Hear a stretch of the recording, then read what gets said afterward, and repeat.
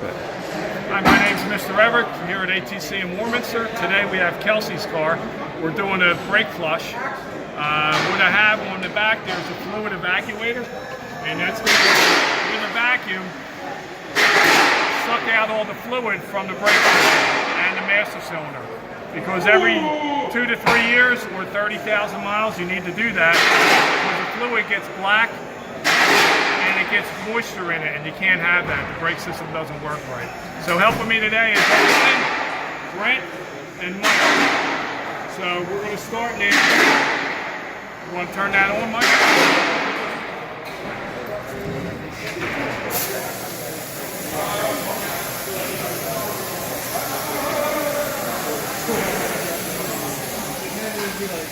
So what we have going on here, we open up the bleeder on the caliper, and what it's doing is sucking the brake fluid out. The brake fluid should be clear, so you can see what this brake fluid looks like. It's dark. So it should either look like Sprite or ginger ale.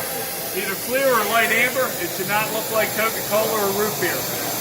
That's one analogy you can use to tell if you need a brake fluid system flush. You want to do this because it makes the brakes work better. It gets rid of all the moisture, all the dirt inside. As the brake master cylinder works and the rubber components work, they start degrading a little bit. So now you have pieces of rubber throughout the system. You got to get that out of there. Also, if there's any brake fluid's hygroscopic, if there's any moisture in there, they'll actually affect the brake pedal and the brake performance, and we all have to stop. So what I'm doing is we're sucking this one out. It looks like it's doing pretty good. So we're going to close this one up, and we're going to move on to the next one. To do this, you do the farthest first. So we're doing the right rear, then we do the left rear. Then we go to the right front, then the left front. And by the time you're done, all that fluid will be clear, and the whole system will be flushed out, and we'll be in good shape. So when you pull this off, you let this run a little bit, just to get the extra fluid out, and then you turn it off, okay?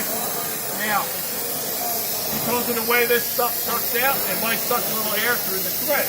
So you actually let this drip. After you take this off, you let this drip for about 30 seconds, just to make sure all the air's out.